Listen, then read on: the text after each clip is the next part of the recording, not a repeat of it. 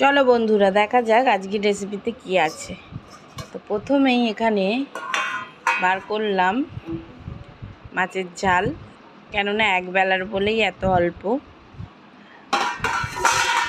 এখানে আছে চিংড়ি মাছ ভাজা, ইলিশ মাছ ভাজা, মাছের তেল, আর এখানে তো আছে গরম গরম ভাত,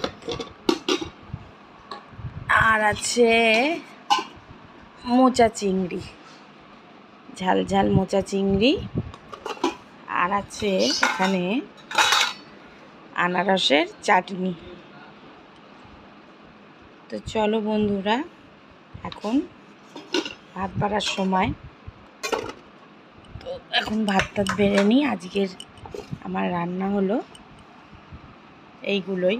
ও আর একটা জিনিস আছে, ছোট ছেলের জন্য আলু ভাজা।